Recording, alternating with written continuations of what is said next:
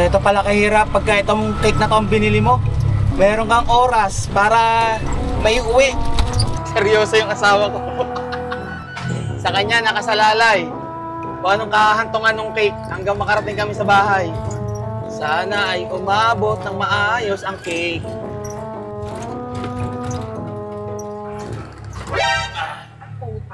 Ito na nga, dinaandaan ko na.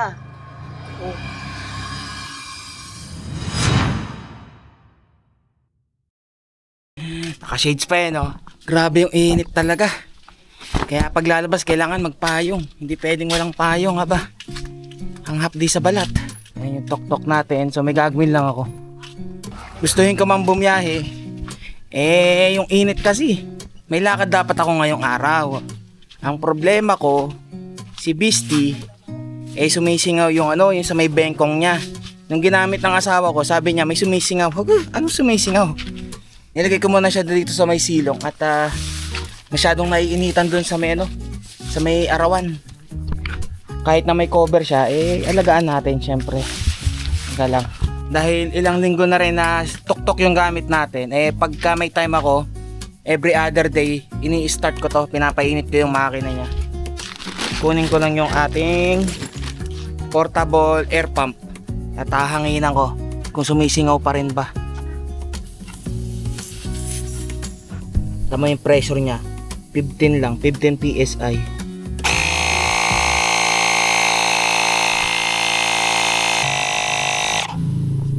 So mga 30 PSI, medyo ang bagal na niyang kumarga ng hangin kasi dito lumalabas yung hangin, no? Dito lumalabas sa mismong bengkong na to. Ginamitan ko siya ng tire sealant and inflator dahil sa malabnaw yung kanyang tire sealant mismo, eh dito sumisingaw pa rin, no? Kaya bumili ako ng isang uri ng tire sealant, itong kulay green, kasi ito malapot to. Tsaka may mga beads na harang mismo dun sa butas. Tingnan natin kung sisingaw pa rin. At pagka umeffective to, eh bukas lalarga ako, pupunta ako ng Makati. Kasi nagchat na sa akin yung DJI Service Center na naandun na rin yung drone ko. Eh okay na raw. Eh malalaman natin pagka kinuha na natin. So sa paggamit nitong tire sealant na ganito, eh kailangan mo nang tanggalin natin yung dito sa may valve or yung sa pito. Ito lang yung tatanggalin dun eh. Tanggal nga muna akong shades.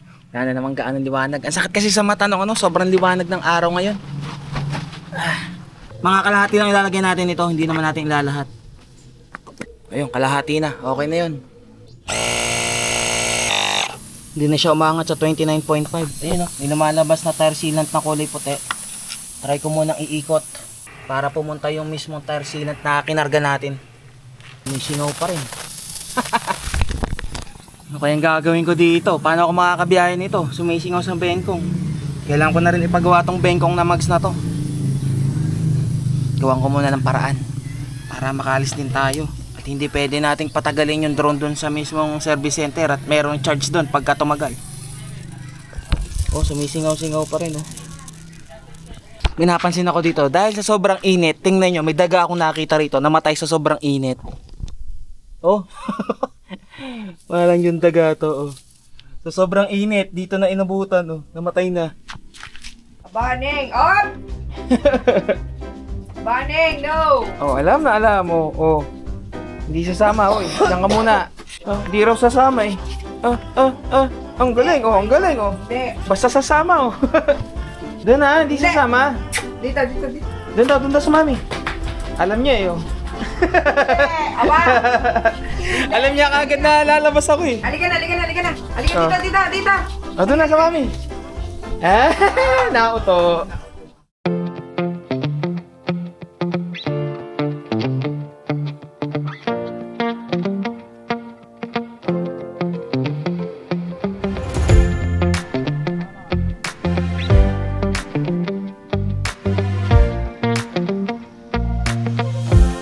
Busog. Kare-kare.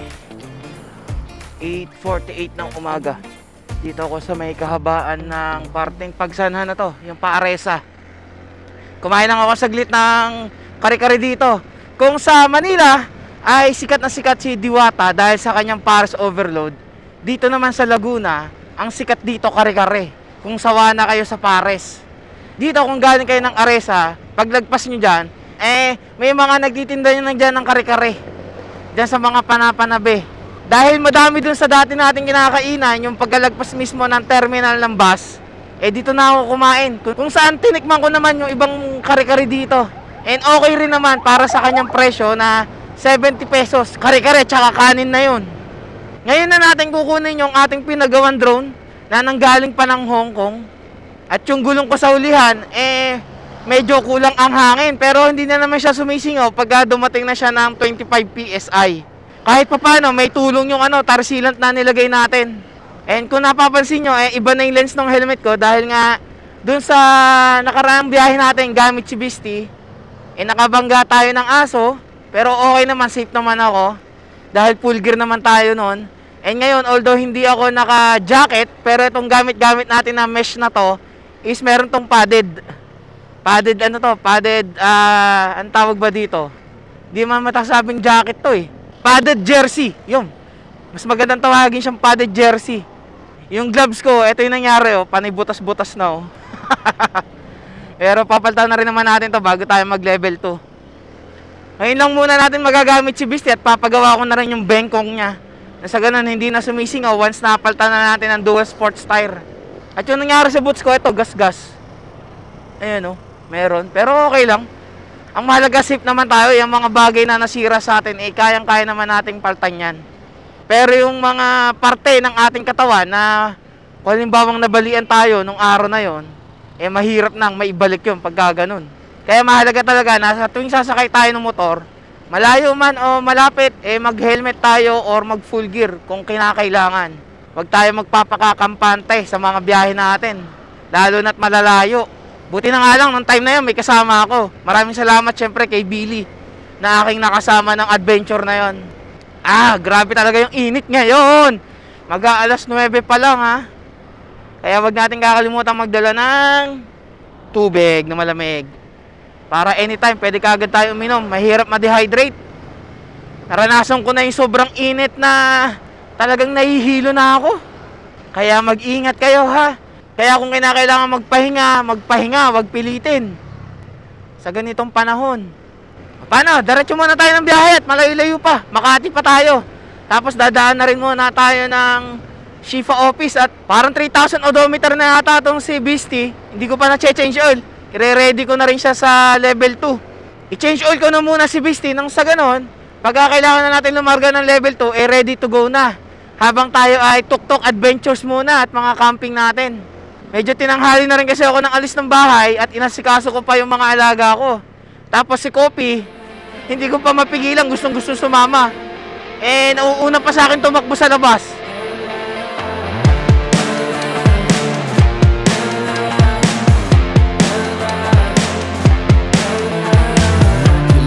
Drug that I just can't deny, giving me the best time. My body's shaking, shaking every time you get into my mind. Like a fire, burning wild in my heart. Take me far away in the dark. Only you can show me how to come alive.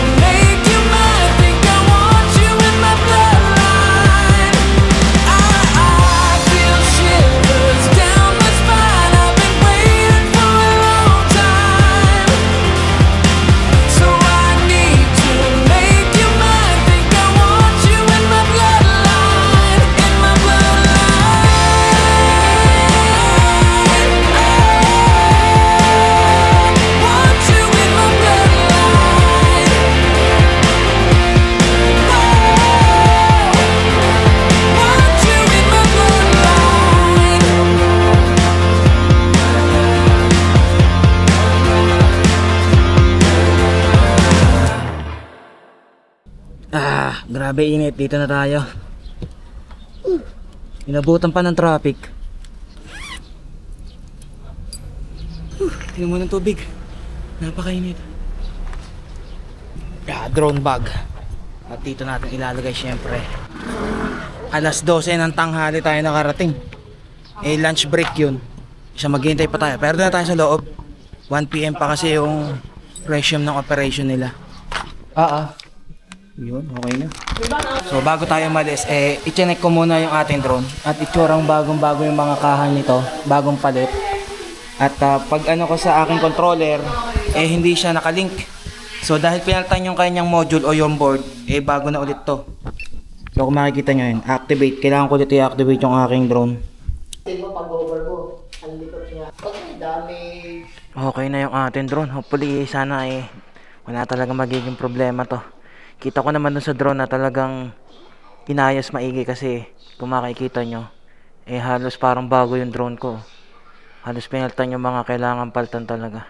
Teka, may pakita lang ako sa inyo bago tayo dumaretso ng lakad. Butit na asikaso naman agad ako dito kasi kahapon pa dapat ako Pakita ko sa inyo kung gaano kalaki yung Air 3. Parang naging katumbas na ng Air 3 yung ating Mini 4 Pro kasi sa dami ng ginastos natin sa repair.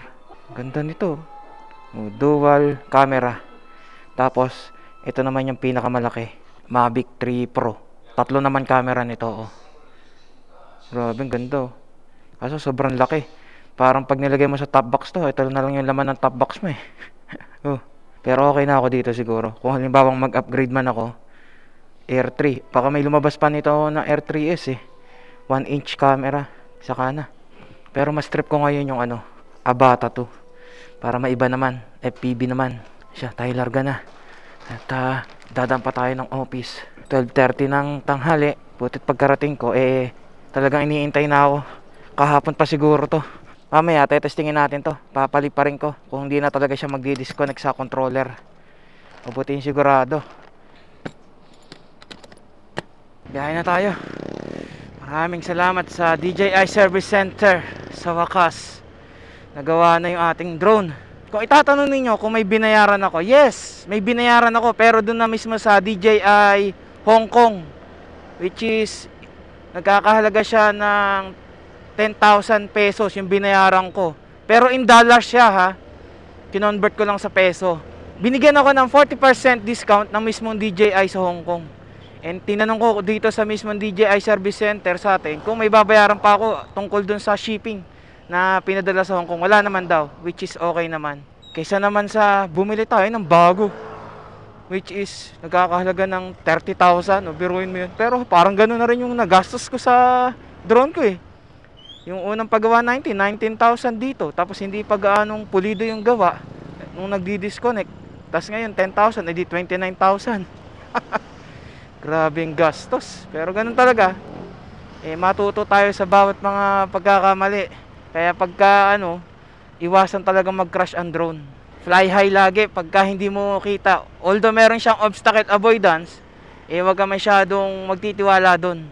Tanong oras na din Kailangan ko na rin kumain ng tanghalian. At doon ako sa office, nagsabi naman ako At mamaya, doon muna din ako. Magpapahinga lang muna. At grabe, pagka ganito ka-init, mas gusto ko na lang din nasa bahay kaysa bumiyahe ng ganito.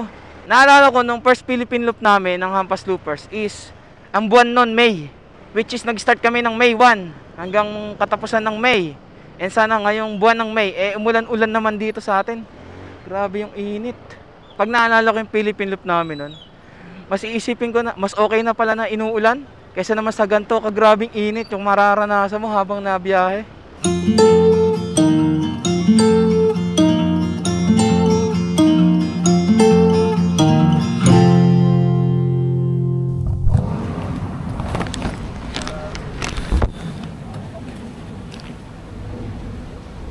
Sa wakas, makiki-aircon muna tayo dito.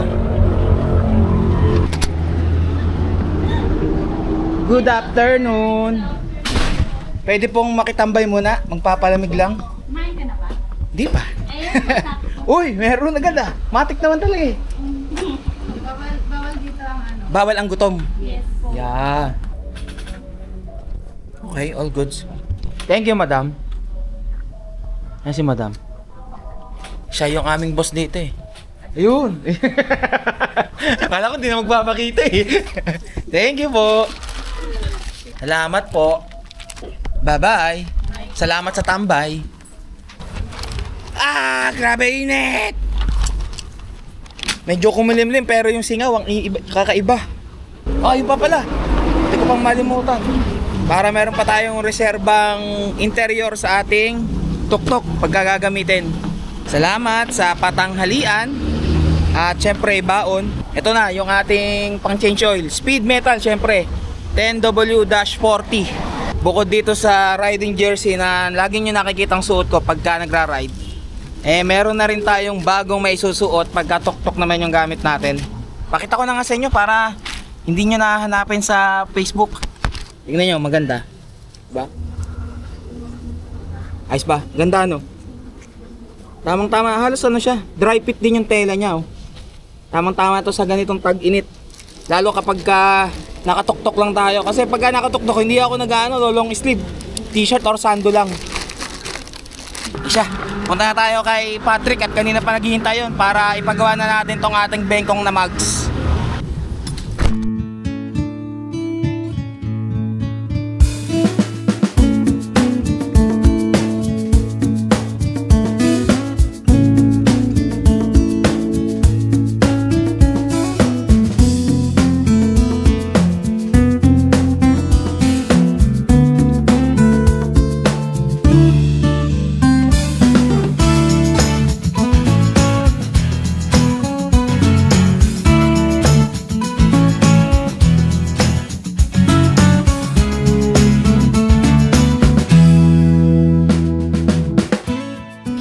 Or 30 ng hapon at nagpalit na rin ako ng t-shirt na kanina at sobrang init talaga.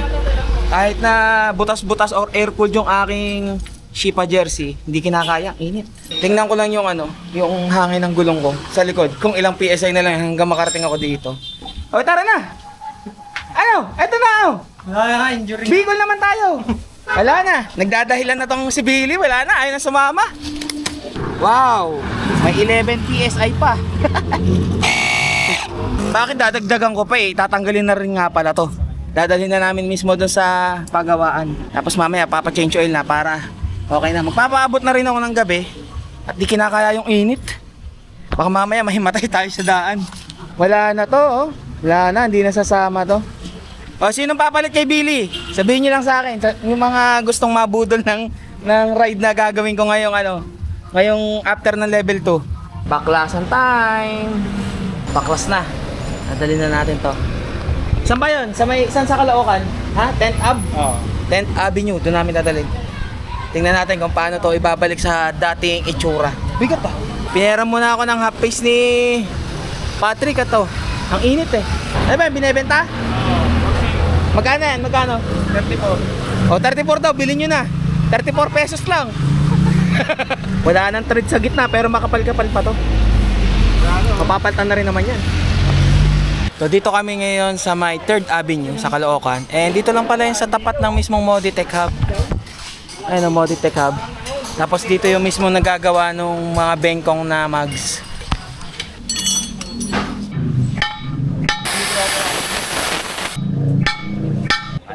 Ayos na. Yan ang mga talent na binabayaran. Diba? Di naman pwedeng basta pukpuk lang ng pukpuk. Ito na bengkong bit din. Parang katulad sa akin Parang pares kami ng bengkong nito Ayun ang anggulo ng Di na makakita kung nasa yung bengkong Wala na tayong problema. Kung halimbawa pala mabengkongan ulit tayo at sumisingaw, ipapa-interior ko na lang din muna. Pagka nasa biyahe pero pagka ganitong kaya naman natin ipagawa agad, pinapagawa naman. Thank you boss. Dito lang yan sa may 3rd Avenue ng Caloocan. Makikita nyo lang naman sila nasa tabi ng mismong kalsada. Ayan, sabon pala yun. Wala Okay na, wala. Di mo ba nag-change oil? Kung gaano kalayo na yung nilakbay bago ako nag-change oil. Nakalagay sa ko, January 23, 71,000. Last reading. Ngayon, 76,552.2. So matotal, nasa 5,500. Kaya pa, wala pang 10k Ayan, sali na ang speed metal. Thank you. Bal! Thank you Ige, bye bye. Maganda pala itong nabili kong visor. Ang linaw kahit gabi. tayo dadiretso na. Alas 7 na ng gabi. At may plano sana ako ngayong araw na to dahil birthday ng nanay ko. Ngayong araw ng birthday niya kasi, hindi ko talaga siya binabati. As in, kunwari nalimutan ko. Pero hindi niya alam na isusurprise ko siya. Maraming salamat muna syempre kay Patrick at saka kay Kambal sa pag-aasikaso sa aking motor, kay Beastie. As always, maraming salamat. Okay na yung bengkong natin. Syempre maraming salamat din sa Shipa Philippines sa lahat ng suportang binibigay nila sa atin. At syempre sa pag-aasikaso, lalo na pagka dumadalaw tayo sa office dyan, kay Ma'am Myla, kay Ma'am Marga, kay Madam, kay Boss Edmond. At ngayon na malapit na rin yung team building namin, siguro after ng team building namin, doon mismo ay dediretso na kami ng level 2 ng Cordillera nila sa Dik. Isabak na kaagad natin ang ating bagong dual sports tire from Shipa Tires Philippines. Siya, uwi na muna ako. At nang masurprise na natin ang aking nanay. Tingnan natin kung ano magiging reaction niya na kung akala niya ay nalimutan ko yung petsa ng kanyang kaarawan. Woo! Stumbling out of bed, and I still got you in my head. From all those pretty words you said, it's like I'm wasted. Every time I see your face, I'm losing track of time and space. I don't know where I am, it's like I'm wasted. And I won't waste it. And I promise that I will stand by you forever. I can't get you out of my mind. Dito na kami sa SM Pablo para bumili ng cake. Dami mong fans ah. Ha? Oh. Ano? Ito na. Ganun lang siya talaga kalaki. Mas malaki. Baka may mas maliit pa dyan. Sobrang laki naman yan. Tingnan natin kung magkano yung cake. $9.95. Yung maliit. Ay, yung malaki. Ano bang tawag doon? Di ko nga rin alam tawag eh. Mango Bravo pala tawag doon. Mango Graham ako na Mango Graham. Ito yung gustong-gusto ng tikman rin ng nanay ko eh. Yan. Matitikman na rin namin sa wakas. Merong mas maliit. $9.95. Ito lang. Lubos-lubusin na natin. Hanggat meron pa tayong budget. Ito lang kasi yung pinakamalapit na Contis. Take out pa nga ito eh. Hindi ito yung mismong talagang Contis Bake Shop na nakikita sa mga mall. Okay na, nakabili na tayo ng pang-surprise. Dala-dala na Angel. Dito na lang sa exit niya ako aabangan sa ganun. Ay, hindi na siya maglalakad pabalik dun sa mismong parking lot. Ito eh, nakita ko na. Hoy! Baka mainitan ka pa pag naglakad ka dun eh. Ikaw bahala dyan ha. At ang mga dadaanan natin, alam mo na. Ayan na, uwi na tayo.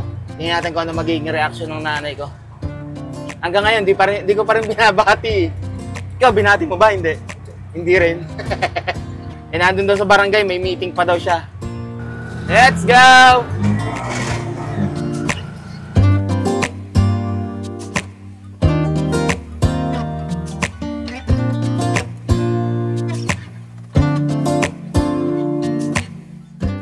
Ito pala kahirap pagka itong cake na to ang binili mo. Meron kang oras para may uwi. Ngayon sobrang init, baka matunaw ka agad siya. Tapos pagka ganito pa yung dadaanan namin, kukuba ko, dahan-dahan lang. Hinapit ko na mula dun sa SM San Pablo hanggang dito sa makarating sa may huling maayos na kalsada eh. Seryoso yung asawa ko. Sa kanya nakasalalay kung anong kahantungan ng cake hanggang makarating kami sa bahay. Sana ay umabot ng maayos ang cake. Meron naman nabibiling insulated bags dun sa mismong Contis. Kaso nagkakahalaga siya ng 335 ata yun. Ayun, mas kakailanganin nyo kung halimbawa mas malayo pa yung biyahe nyo. Malayo dun sa pagbibilan ninyo. Sa amin siguro wala pa naman isang oras eh. Basta dire-diretso lang yung takbo eh. Yung dating mga lubak tsaka hams na dinadaan-daanan ko lang ng mabilis. Ngayon dinadaan-daan ko na. Hop! Pati pagliko. Hop, yeah. Ganito pala dapat ka effort pagka bumili ka talaga nito. Mango Bravo.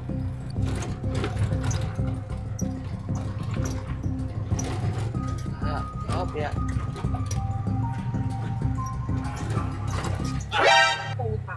Ito na nga, dinahandaan ko na.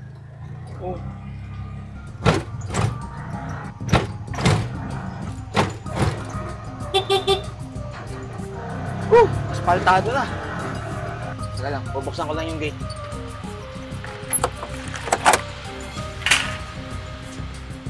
Hop.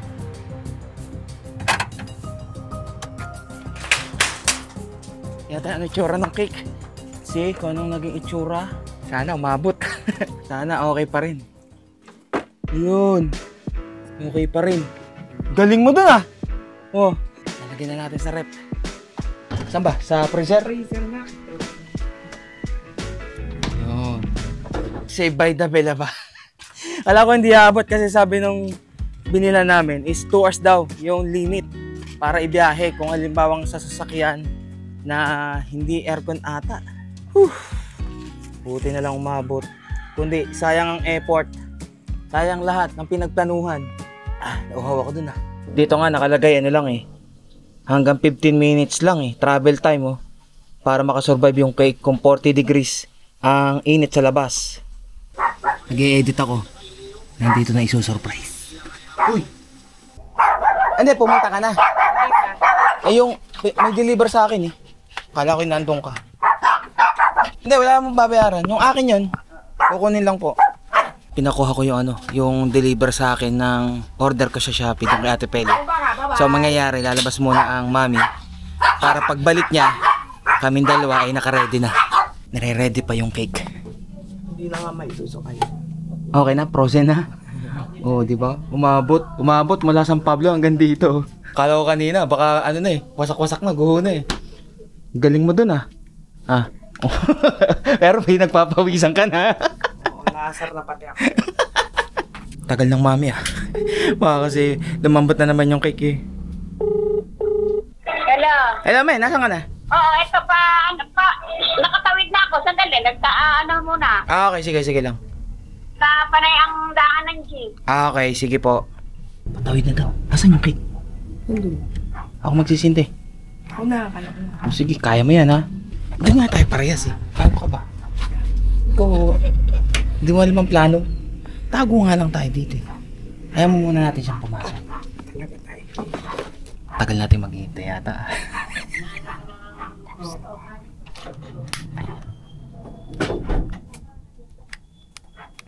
Happy birthday to you. Happy birthday to you.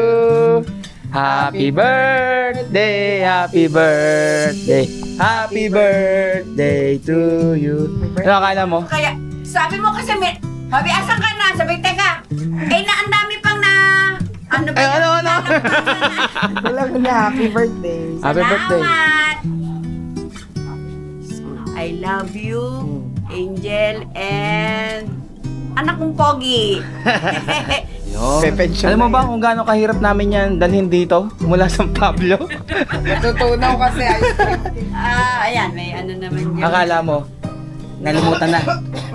Oo nga. Eh, hindi ka namin binabati kahapon pa eh. Kahapon na, sabi ko. Ay, sino bumati na sa'yo? O, di yung mga sila Rona, sila Rhea, yung dito sa message. Ah. Hindi ako binabati ng mag-asawa. Joke lang yun, syempre. Happy birthday na. Kaya natin yun. Ba't pinasok mo ulit? Alin? Yung cake. Baga. Pinasok mo ulit yung cake. Kakainin naman tayo, syempre. Init-init. Oh, batiin nga, Lola. Birthday ng Lola. Ha? Bati niya ako? Ha? Dito, pasok. Babatiin niya ako? Dito. Thank you. Wow. Tikman nga natin to. Kung anong lasa nitong cake na to. Ito ay lagi ko lang nakikita sa Facebook sa mga nagbe-birthday. Nalagay ko muna. Kasi, Lalagay mo na sa rep. babagsak. Sarap pa. Melts in your mouth talaga. Yung kulay puti, itong kulay puti. Parang parang ice cream. Tapos itong parang kulay brown na to. Parang merengue. Meron ba yun? Tama. Ito ay Tapos panay peanut at saka sorry, hindi pwede. harap pa. First time. First time ko naman talaga nito. Kaya nga ito binili ko kasi gusto ko matikman eh. Ang ating pagkatao. Tao na ako, natikman ko na eh. Tapos mangga. Mangga sa tag-init. Ito ang bagay na bagay.